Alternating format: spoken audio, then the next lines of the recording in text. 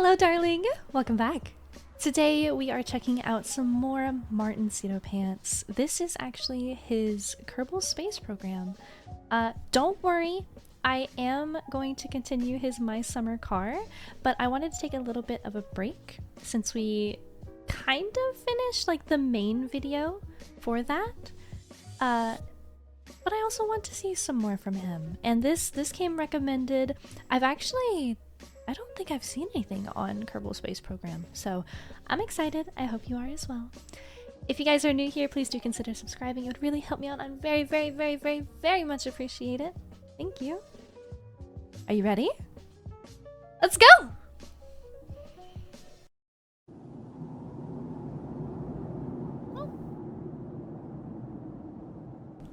Hello again. Hi! Jeb here. Today, we'll be playing the greatest space disaster simulator to ever hit virtual store shelves. A game dedicated to constructing your own grand scientific endeavors, like how many Kerbals makes up an adequate crush space for this lander. What? A game that requires full activation of your frontal lobe. A game where ethics, morality, and the safety of your subjects take a backseat to science, exploration, and getting that bread. And a game where the inevitable catastrophic failure is often better than the mission itself. You may think that NASA has had some pretty terrible disasters over the years, but they have nothing on the Bean space program's preliminary rocket testing.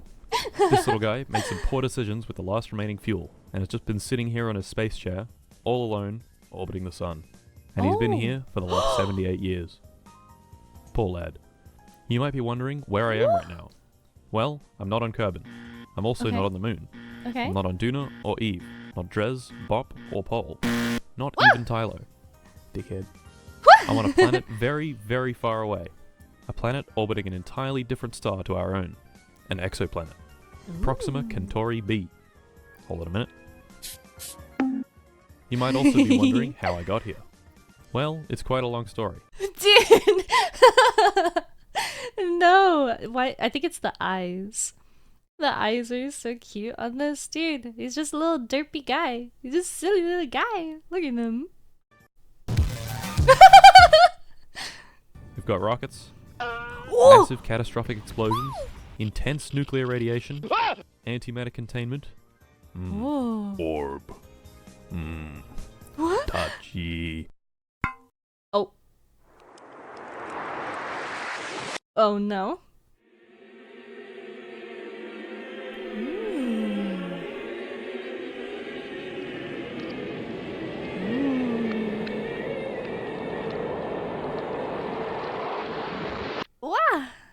And encounters with KSP's Deep Space Kraken.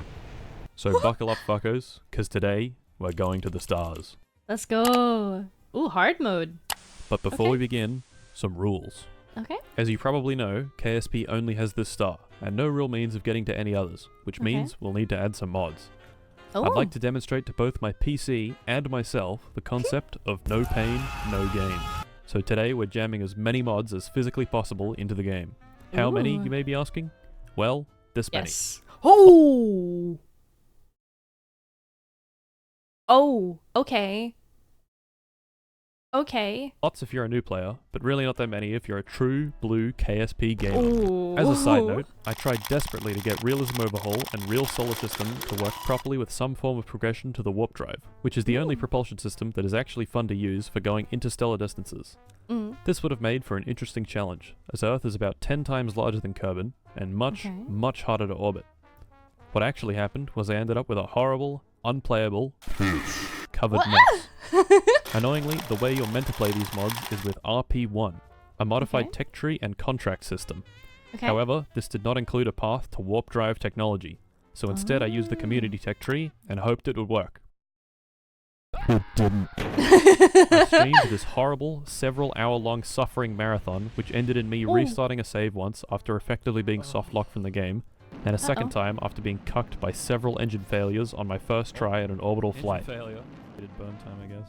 Oh. Alright, we gotta light it immediately. Oh no. It's alright. It's alright, we got a gimbal.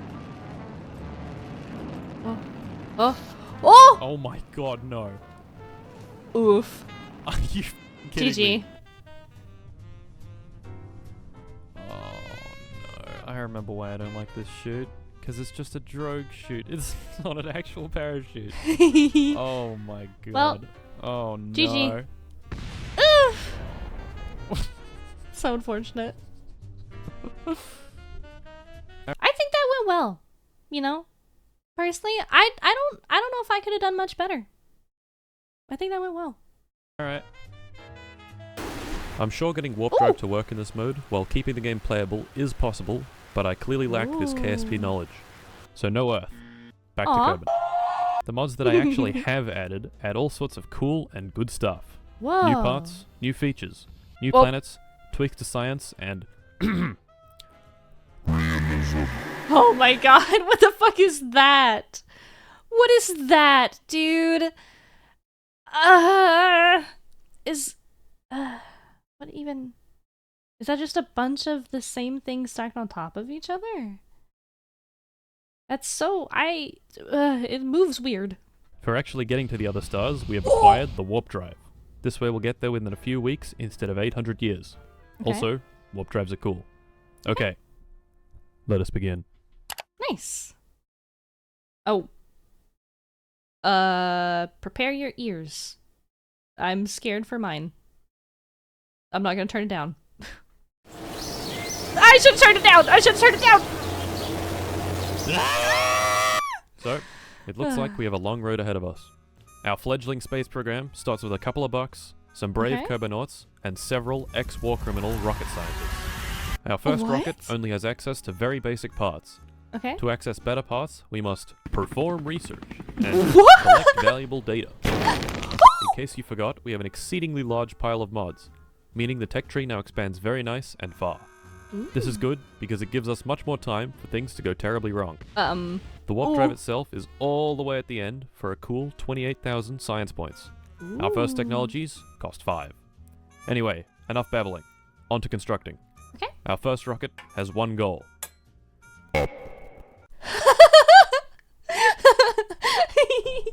That's a good goal. I like that goal. I feel like that's completely attainable, right? Just uppies. That's all you need is up. This is about to take you an embarrassingly long time to be able to up. Surely not. To tackle this great challenge, the Bean space program has created the most powerful nugget to ever be launched. Its name, Obama Prism. What? Okay. 5, 4, 3, 2, 1. Up! Up! Let's go! Oh, yo, this is cinematic. Ooh. That's up! That is indeed up! Oh, that's not up. That's no longer up. Okay. Okay. Okay.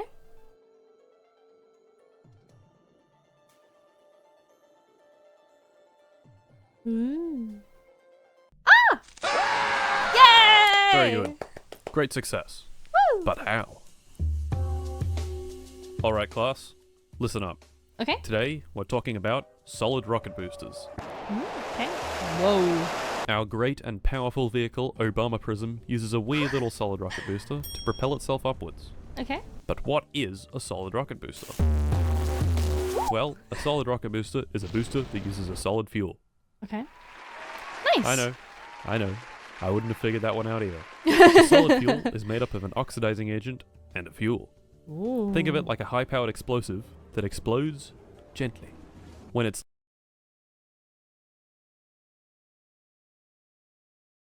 high-powered explosive that explodes gently. Okay. Okay. I'm on board. Okay. It's lit. The rocket burns this fuel and creates a very hot gas. Right. Now, Kevin, please remind the class about Newton's third law. Every action... Okay, Kevin, I'm gonna need you to be quiet. I did not ask. Anyway, Newton at one point was like, every action has an equal and opposite reaction. Basically, push on something, and the thing pushes back. This principle is how literally everything moves. Your car pushes the ground, which pushes back on the car. An airplane pushes the air. The air pushes the plane. Oh, Simple. bye. So, when the hot gas shoots out one end, what happens to the rocket? It goes forward. Shut up, Kevin! It goes forward in the opposite direction of the gas, thus creating thrust. So, when we smash that spacebar, the rocket goes up. Okay. Incredible. Nice. Class dismissed. Whoa! I have so much more to learn. Ooh. So, we've done our first launch, got our first bit of science, and completed our first contract. Nice. Very good. Very good. Next step is to leave the atmosphere of Kerbal and hopefully make it back in one piece. Oh. To do this, we'll need to create the most powerful rocket ever built.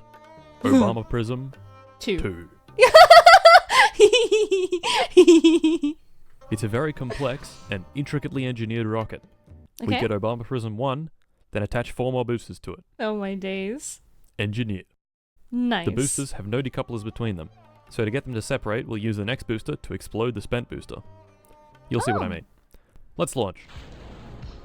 On our second great journey, we are once again launching our best and bravest pilot, Jeb. He's been around since the very beginning, along with Bill and Bob. A true staple of the KSP universe. Jeb is the first Kerbonaut any aspiring program manager launches. He's also the bravest the entire program has to offer. Nice. Smiling in the face of even the greatest catastrophe, and he's dead. No, poor little guy.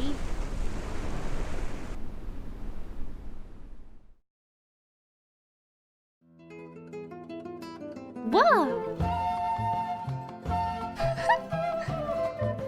Fucking Mach 2 collision with water.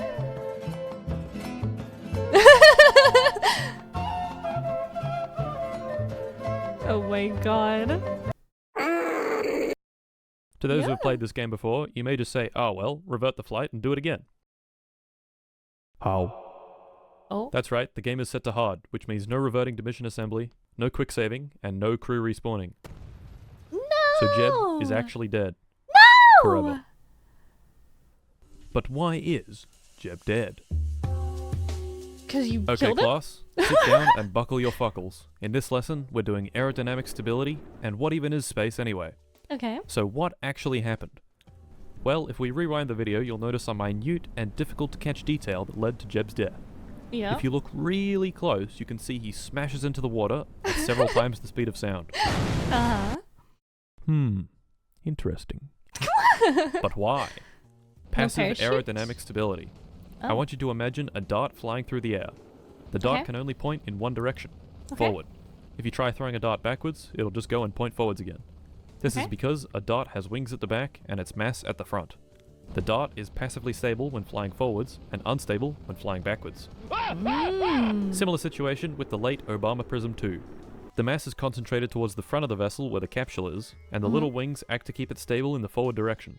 Okay. Unlucky for us, this direction also happens to make the capsule very aerodynamic, i.e. it doesn't slow down. Ooh. As we re-entered the atmosphere, the little reaction wheels in the capsule kept it pointing backwards, but once the air got thicker, it pushed on the wings and forced the ship into a nosedive.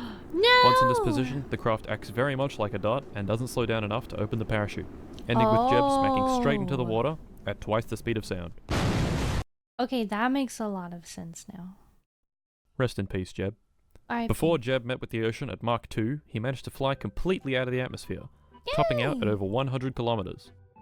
In KSP, the atmosphere ends at exactly 70 kilometers. You can easily tell when you're there, because the music goes like... Whoa! On Earth, it's a little less clear-cut, because there are technically air molecules all the way up past 400 kilometers, but the generally agreed upon altitude that space begins is 100 kilometers, known as the Kármán line. So why is this important? Well, we'd like to get to orbit eventually, which means we'll need to be traveling really fast in one direction. Air doesn't like it when you go through it really fast, so we avoid the air altogether by going up nice and high.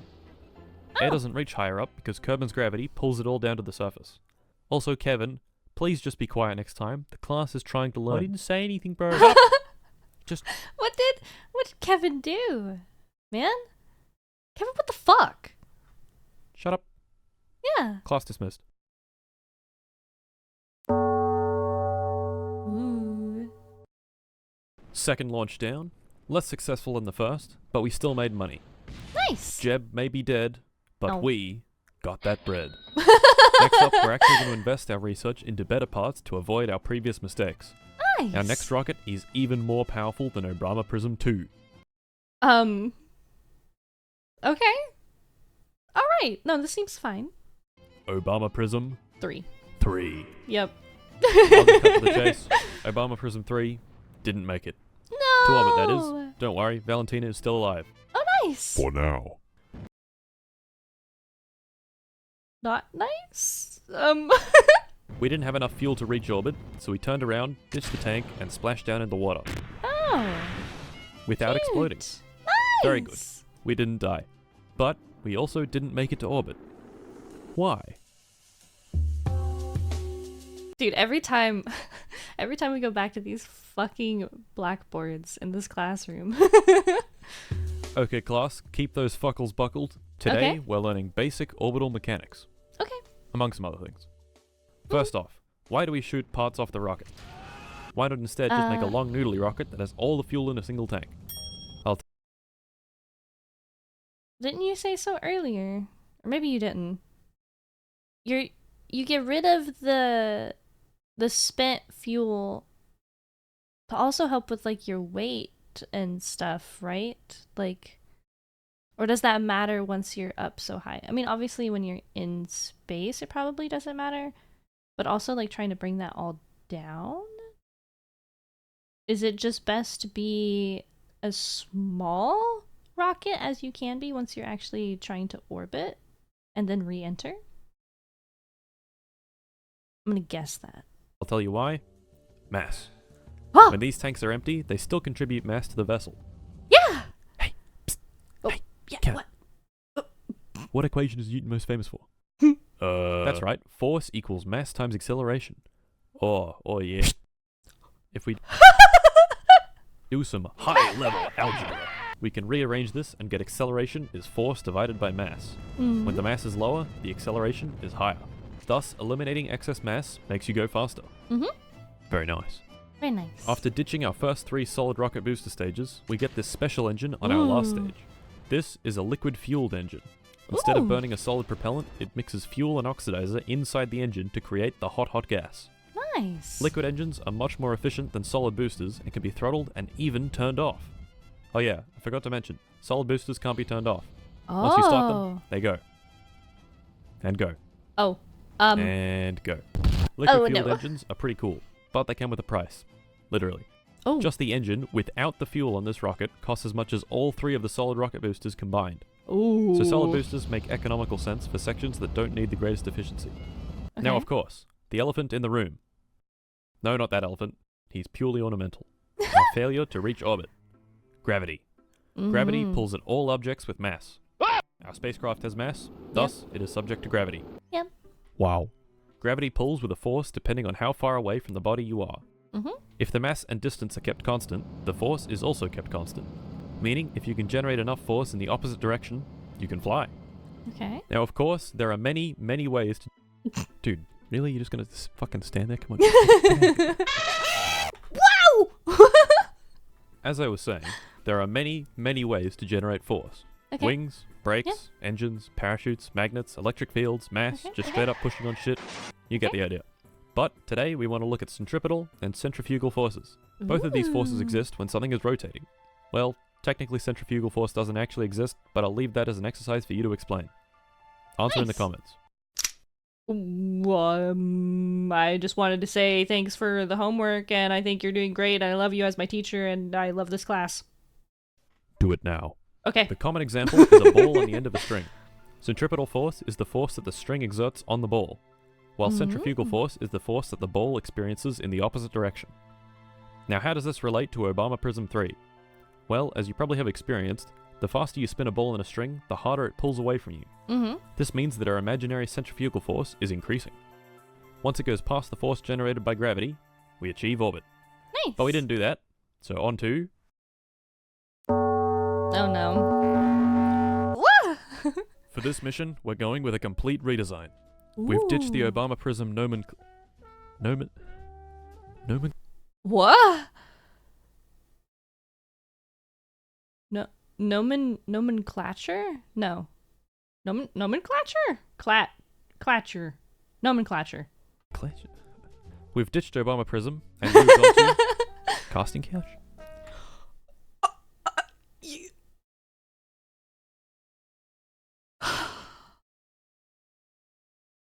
Why?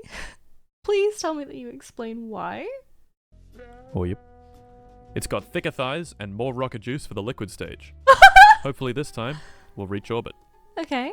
Let's launch. Ooh.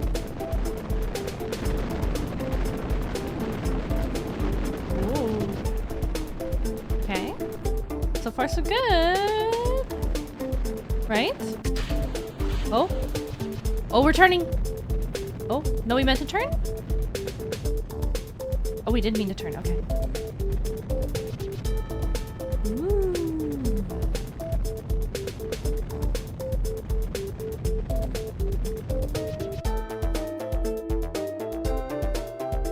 He did it? That means And he... would you look at that? An actual orbit. Yay! We've done it, lads. We'll be at Proxima Centauri in no time. Hell yeah. But we're just about out of fuel, so we'll deorbit.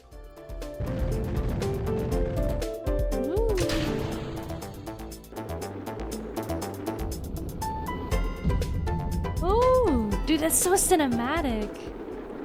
Wow. That's so Would cool. you look at that? It's hot. Mm-hmm. Very hot, in fact. So hot that it's learning time. Yay! Friction. Friction is all around us. Mhm. Have you ever walked? Friction. Moved in a car and then stopped moving in a car? Friction. Rub two metal plates together so hard they form a robust friction weld? Friction. That Yep. last one is important. It demonstrates how friction generates lots of heat. Dude. So tell me, Kevin, why is there a giant plasma flare around casting couch? Come on, Kevin. Kevin, I need you to lock in here. Come on. This is your shot. This is your opportunity. Come on. Friction?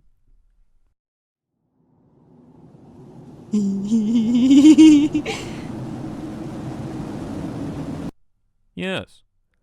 In case you didn't realize, our craft Nice. is moving really, really fast.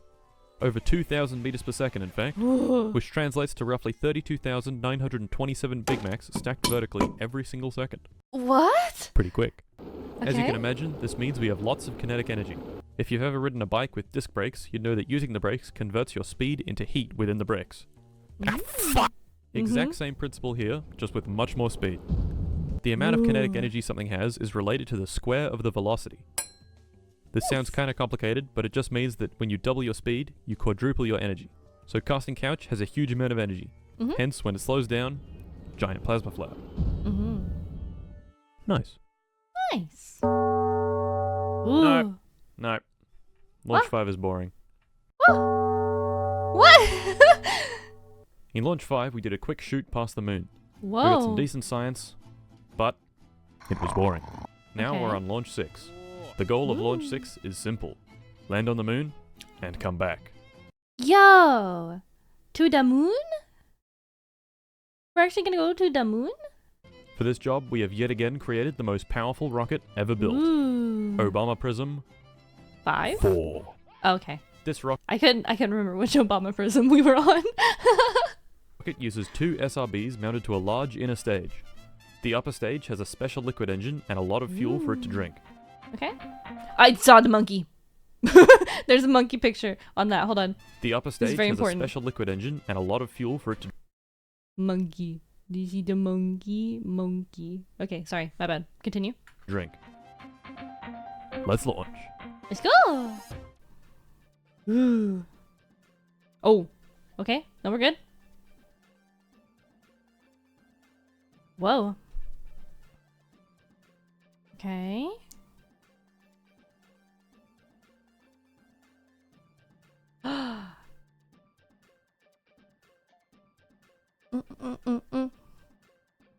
Oh. Orbit achieved. But Yes! we keep going. Okay. To the moon! Whoa. Oh lord, we coming.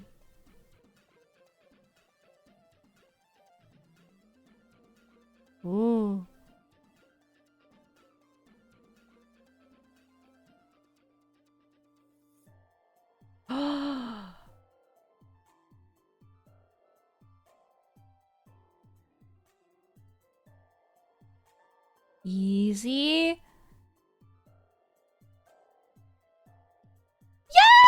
Yay! Holy crap!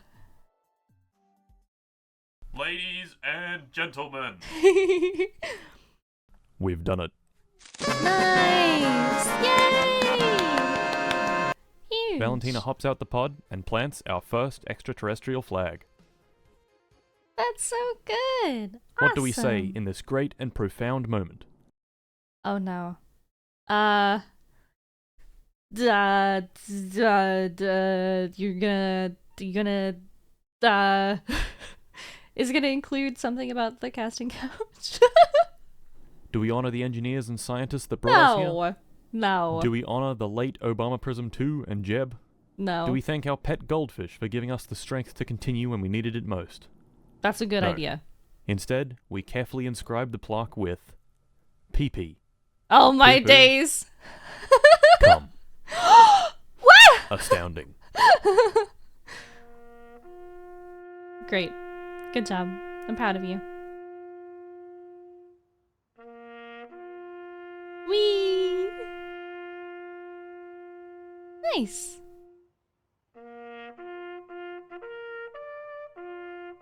Do a little dance. Do a little dance. Okay, I'm bored. Whoa! go home. Whoa.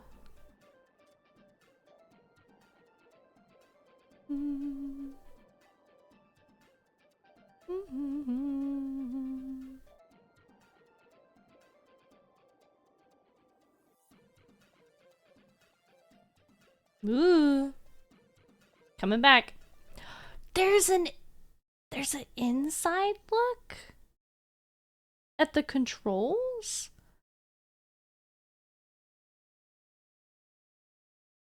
It might be a little too goofy in this like style, but that would be really cool if you're doing like a sim for this or something. I think that would be just so soothing. I kind of want to see that now. You get to do stuff, dude. That's really cool. Okay. Oh, we're coming in. Oh, it's the last little bit.